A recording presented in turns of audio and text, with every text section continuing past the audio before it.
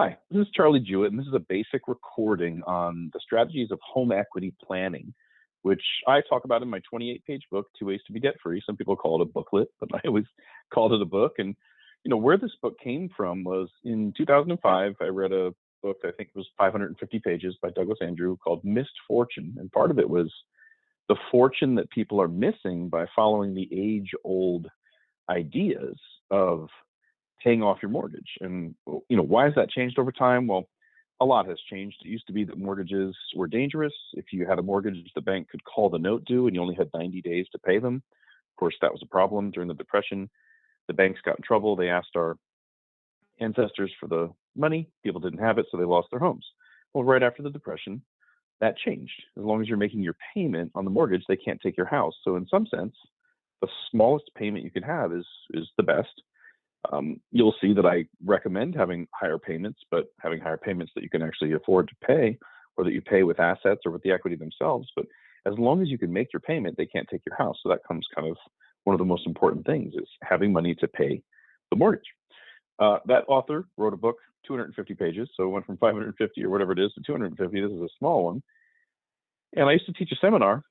I used to teach a seminar for this, which was about 3.5 hours long. That's a long seminar. People would show up at 7, they'd leave at 10:30. There wasn't dinner. I just felt like there's got to be an easier way to explain this. So I locked myself in a room, so to speak, and just said, what's the essence of it? And wrote kind of the cliff notes in my own words. And came up with my 2 ways to be debt free. This was in 2005 is when I learned this. I probably wrote this a couple years later.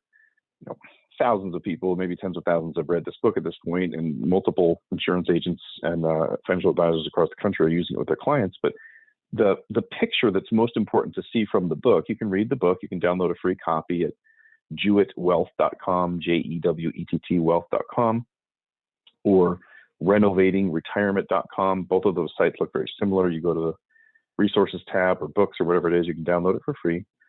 What I basically teach in the book is there's 2 ways to be debt free on a piece of real estate. Now, you'll have to pretend that you're a veteran, or somehow that we have mortgages that you can still get at 100% financing, just to kind of understand the concept. If you can't borrow 100% of the value of your home, you can only borrow 80%, let's say, that's fine. It's, what's true of $1 is true of another dollar. So taking out as many dollars as possible is good, but you take out as many as you can, as the mortgage company will allow you to. You optimize what you can. So the traditional method of being debt free would be, let's say you had a home worth $500,000. I know in some parts of the country that sounds low, some parts it sounds high, doesn't matter, just here's the home value. The traditional way of being debt free was liabilities are bad, get rid of that mortgage. Susie Orman, Dave Ramsey, people like that still teach that. So get rid of it. And in your equity savings account, you're not going to have one. If you don't separate equity, you're not going to have an equity savings account. You've stored all of the equity inside of your home, and you can read the book for the real details on this, but you'll find that it's not liquid if you don't have a job. It's not liquid if the house is underwater in New Orleans, if it falls off a cliff in California, if it burns down somewhere, or whatever happens if the house is compromised. You can't borrow against it. So all that equity is not very liquid. If nothing goes wrong, it is. And if the banks are still lending and if the rates are favorable, but you have to ask permission of a bank to use your own money. So it's not very liquid. Is it safe? Well, depreciation can take it away. If the house is destroyed, you're fighting an insurance company for it. I talk about that in the book. Safety is fairly low. Is there a rate of return when you store $500,000 inside of a piece of real estate? The answer is no. You might be saving a tax-deductible mortgage payment. So if you wanted to call that a rate of return, that's fine and that's fair.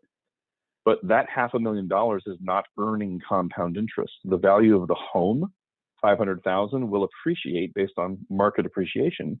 Has nothing to do with whether you have a loan or not. The dollars that you store inside of the house, and you say, I don't want to earn compound interest in any other investments, they stopped working for you. You have killed your sheep. They cannot have babies anymore.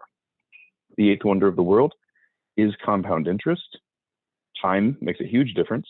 And if you pay off your house by age 62, and then you have 38 years until you're 100 years old, where one of your biggest assets doesn't earn any compound interest, that will affect your retirement, and very significantly. No rate of return, and you have no tax-deductible mortgage payment, depending on where the standard deduction is. Blah blah blah. Sorry to get a little technical and geeky, but you may not need the mortgage deduction, but it sure is nice to use the mortgage deduction to offset taxes on IRAs and pensions and things. So the balance sheet method, what I discovered and learned from Douglas Andrews, is if you could get a mortgage for 80%, or let's say you're 100% of the home, maybe you're a veteran, or 100% mortgages come back. If you could borrow at 3% and have an equity savings account at 5%, what does this mean? You borrow the money out of your home, so now you have a big mortgage. The money's sitting in your bank after escrow closes. Then you fund it into a special savings bucket that we call an equity savings account. So now you have a debt of $500,000 and you have a liability of $500,000. Well, when you add those together on a balance sheet, what is negative 500,000 plus positive 500,000? It's zero. You're still debt free. You're just using liabilities the way that the wealthy, the way corporations and not-for-profits did when I studied and found out that no, the smarter someone is, the more knowledgeable they are, that if they have the data, they actually choose not to pay off a mortgage. They choose to borrow at 3 and make 5 and create what's called arbitrage, because it has very high liquidity, very high safety, gigantic rate of return. Does incredible things during the 20, 30, 40 years of retirement. And then it keeps your taxes at a minimum. I won't teach you everything because I'd like you to learn it from the book where I go into detail. But what I want to show you is an example of 2 different types of plans. Every plan is completely customized and completely different. It's unique, like a fingerprint, like a human being.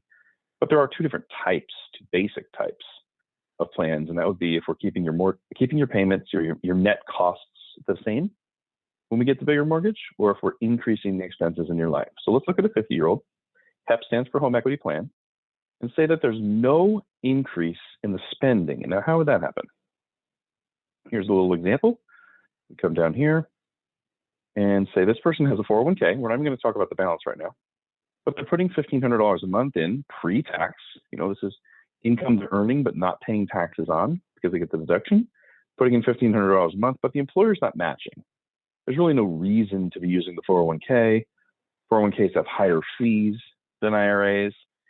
They have less choices. Once you put the money in, it's locked in there until you quit the job or turn 59 and a half. There's a lot of disadvantages, especially if there's not a match. And also, when you ask people, do you think taxes are going to be higher or lower later, they tend to say higher. So why are you postponing taxes until later when you think they'll be higher? And they go, I don't know.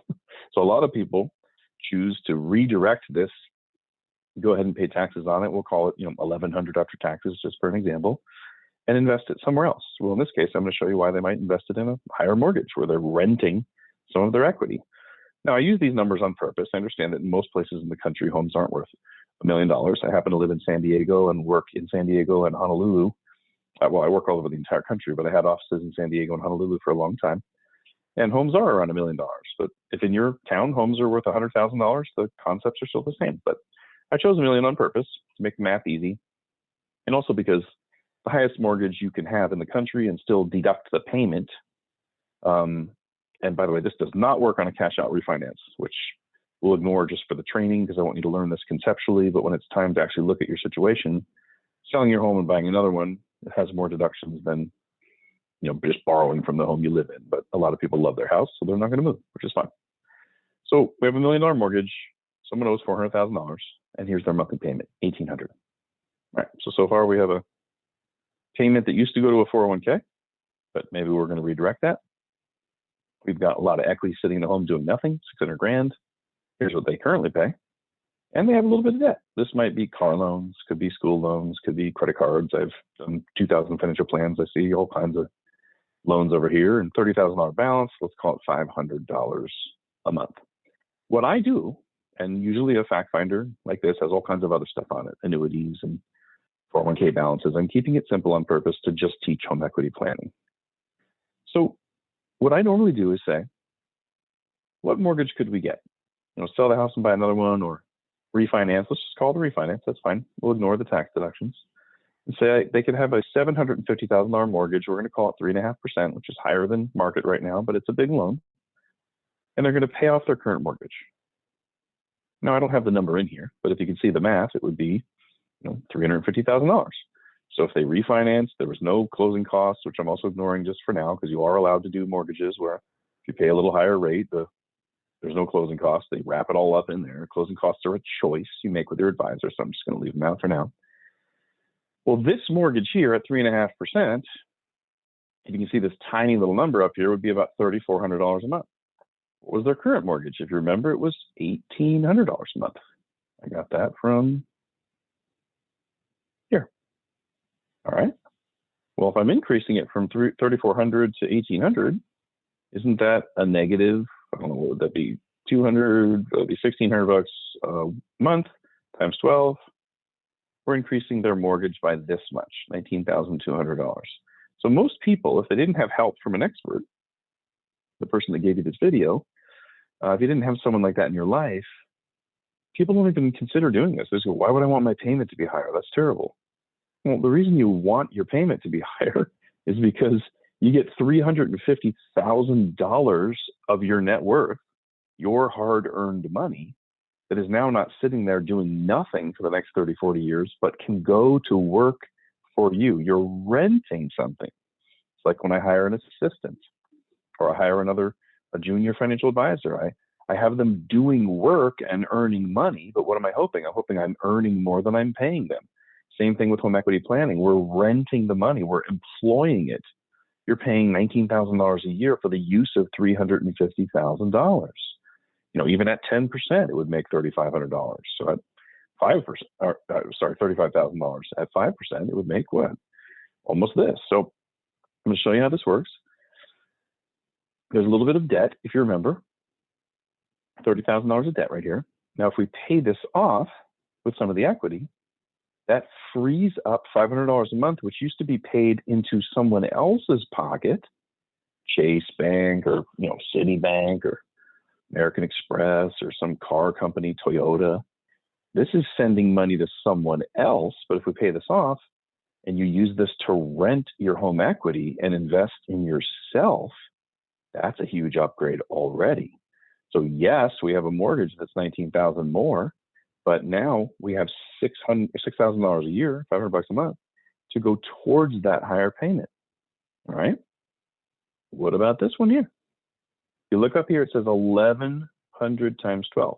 Now, no one's mortgage plan is ever this clean, but I want to use a clean plan to teach you the concepts of what I've been doing for 18 years now.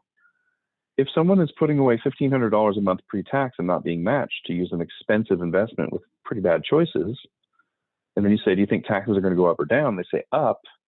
Why are you postponing taxes until later when you think they're higher? And they say, I don't know.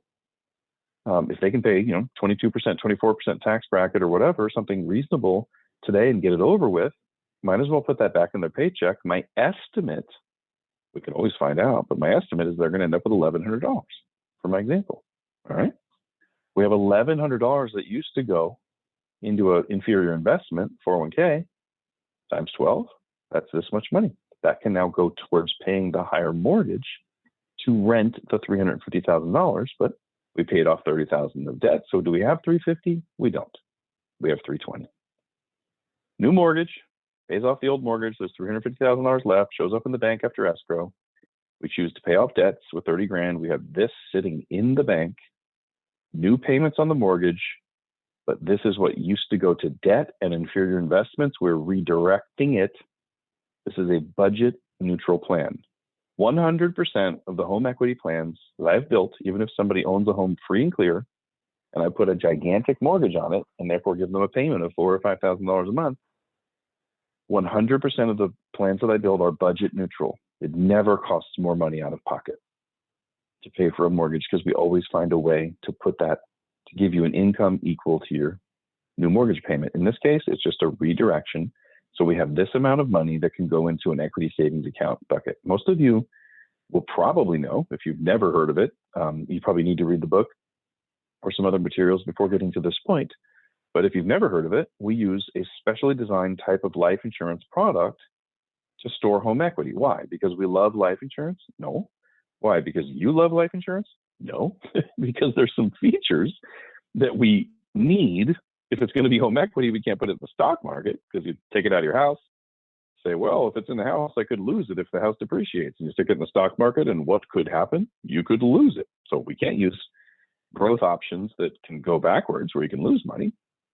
So special types of life insurance are indexed. So they have a feature that says when the market goes down, you don't lose a penny. When the market goes up, you make a good, healthy chunk of it. You can actually see the average we're allowed to show. The real average is higher. The average we're allowed to show is 6.15. Well, that's quite a bit higher than borrowing at 3.5. So we're creating an arbitrage or a spread. That's nice. Life insurance also grows tax-free, so we don't have to share the growth with the IRS, which is awesome. We only have 3 places to do that: municipal bonds, Roth IRAs, and life insurance. Life insurance gives the agent, if they know what they're doing, which is, I don't know, a couple hundred people in the country probably, it gives them the levers and the tools they need to take your expenses down and crank up your rate of return and make a very suitable place to store home equity as an equity savings account. Now, there's a rule since 1988. The product is too good. It was hurting Dean Witter and all those money management and stock companies from back in the day where people were moving their money out of there. There's a rule. You can't fund it in one single premium. You can't take $320,000 and put it in the first year, or else all the growth will be taxed. So we can do 3 years, 4 years, 5 years, 6 years, 7 years, but I'm going to show a 5-pay, is what we call it. I'm going to show putting the money in over 5 years. Now, some companies will let you send them the entire $320,000 and they'll do the funding for you, but ignore how this happens for now. It's more important the why. We need this to be growing tax-free and optimized for you, which you'll learn more about. So we put in this money that used to sit inside of a house and do nothing. And now what's happening, if you look at the accumulation value here, as you're funding it, it's getting bigger and bigger and bigger. We put in 320, it's already worth 338 using this very conservative number that they allow us to show. Now let's go to 30 years. Let's say when the mortgage is gone, you own the home free and clear. So whatever the house is worth, you have all that value to leave your kids and loved ones. But what have we done with arbitrage for a budget neutral plan that costs exactly the same as what you were doing before you met the person that gave you this video, before you met me? We've created an extra $1.8 million of assets. Why? Because you had $350,000 sitting inside your house doing nothing. You say, well, Charlie, you left money there. Why didn't you take all the money out? This is just a function of whether the banks will let us get it or not, to be honest. If the banks will lend you $1 million on $1 million home, I would take it all out. I wouldn't care what's tax deductible and what's not. I don't leave any money inside of my homes if I can get it at 3 or 4% and create an arbitrage. But even with the piece that we got, we took out $350,000, paid off debt. We have $320,000. It's a budget neutral plan because we raised the mortgage by that much. But because I set the example up for real easy numbers, paying off debt, redirecting 401k contributions covers that. There's no increase in cost. We're just positioning things differently. We've created almost $2 million. And along the way, you'll learn, if you passed away, your family gets a giant chunk of money tax-free. This can be used to pay for long-term care expenses with some companies. There's all kinds of extra bells and whistles that you get without the risk of the market. Now, that's a super clean plan. Let's go ahead and do a little bit of rearranging here. What if the plan was not that clean? What if we had, excuse me, what if we had increased spending? See if I can blow this up without, whoa, fancy. Okay, go there, increased spending. What about an example? These are more typical of what I do, is I'm increasing what the person is going to spend each month by getting a really big mortgage, and maybe they don't have debts to pay off. So how do we cover that? How do I make it budget neutral? Here's their current payment. Here's the market value. Here's their mortgage balance. You'll notice I don't have the liability this time. I'm pretending they have no debt, which is honestly, people with $600,000 sitting inside of their house often come to me and don't have the debt. Some do, some don't. And let's say they're not putting money into 401ks. It's kind of unrealistic because almost everybody I meet is doing something like that, but let's just pretend that there's nothing to redirect. I don't have any ways to cover this higher mortgage. So we do the loan, we pay off the other loan, payment goes up, $3,400 is the new payment minus the old payment, payment goes up here, 19. There's no debt to pay off. There's no money to redirect. This is a mistake. Let me pull that over. Thank you. There's no redirected mortgage payment or payments. And this number I love when I find the mistakes live on the training. That's fine. We got to fix them anyway. This number is a positive number, therefore it should be, I mean, maybe I should have done green, but I just, red means negative and black is positive in my world here. Now this one is actually a negative because we're subtracting it, and I will explain what I mean by that right now. What's happening here is when you increase your mortgage payment and you're renting money, you're saying, I'm going to spend $19,000 a year to rent 350 grand, the difference between your new mortgage and what you had to pay off the old bank. And again, you can't see the number, but $350,000 would be sitting in the bank before we did anything else. What I learned 18 years ago, when I first was trained by an expert named Douglas Andrews, who wrote those books, what I learned is we now have $350,000 and a higher payment, and we can set aside a little bit of money. Forget what investment it goes into, because it literally could just sit in the bank and make nothing, or maybe we find ways to earn some interest over the 5 years, but that doesn't matter right now. We need 5 years while we're funding this life insurance policy that's set up to hold equity safely, to make an arbitrage.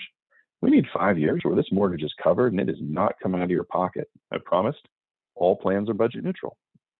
So this 5-year increased payment bucket doesn't take the entire $350,000. It only takes $96,000. All right, so we had $350. Set this aside to pay the higher mortgage for 5 years. Here's the leftover money. The lion's share of the equity we have freed up can still go earn an arbitrage, can still go compound for the next 30, 40, 50 years. By the way, when I say 30, 40 years, I'm talking about if you're in your 60s. If you're in your 50s, 40s, 30s, or 20s, holy moly, can this compound a lot. I've done it for 81-year-olds, so it's not like you can be too old, but the younger you are, the better. The more years you have to compound is always better for every growth tool or investment. So now we have no change in payments because we had a change in mortgage payment and set aside a little bit of the home equity itself to cover the mortgage payment for 5 years. We have less money than the previous plan. This was $320. This one is not as ideal, but it still works incredibly well. It's still better than leaving equity in the home doing nothing. Now we only have this much, which is this number divided by 5. This was this number divided by 5. Funding over 5 years to comply with IRS guidelines and keep it tax-free. Same thing here. All right, well, what does that look like? A little bit different. A little bit different. Now, what you're going to see is funding, funding, funding, funding, funding. And whereas this one funded, and then there's a column you don't see here. This one has a new column, which is taking money out. Why would I be taking money out of the investment? Because I only covered the higher mortgage for 5 years, and we have the higher mortgage payment. We're renting the money, paying for it for 30 years. So starting in year 6, after we've funded, we have $266,000 sitting here. You start to take out $19,200 tax-free every year. You can do it monthly, you can do it quarterly, it doesn't matter. This is how we pay for the mortgage and continue to rent this money and let it earn a spread until year 30. Now, a budget neutral plan that costs exactly the same net out of pocket because the equity that we rented is actually paying for the rental cost. We're using the equity itself to pay for renting the equity until year 30, and we have still created $1.3 million out of thin air using more conservative numbers than you would have actually earned. These strategies actually have made 7.5% to 9.5%. We are not allowed to show that. So showing lower than what they've earned, we still created $1.3 million out of thin air. Those are the basics for home equity planning, which is it doesn't matter how big your mortgage is. It doesn't matter how big the payment gets. There's always a way to make it budget neutral, and it is always better to have as many of your dollars working for you as possible. It's always better to have a death benefit someone gets if you pass away. It's always better to have this, the cash value column, as a line of credit you can borrow against in case of emergencies. I can't come up with a single situation. I've been doing this for 18 years. No one who's read my book or met with me has ever come up with any possible life event where the answer was no, it's better to have the equity stuck inside of your house. It is always better to have your money working for you and accessible to you in case you need to access it. The book is called The 2 Ways to Be Debt Free. You can get it on my website, jewettwealth.com or renovatingretirement.com. You can reach out to me if you'd like. I'm easy to find. Search me online, Charlie Jewett, CharlieJewett, and I hope that was helpful for you. Talk to you soon. Bye-bye.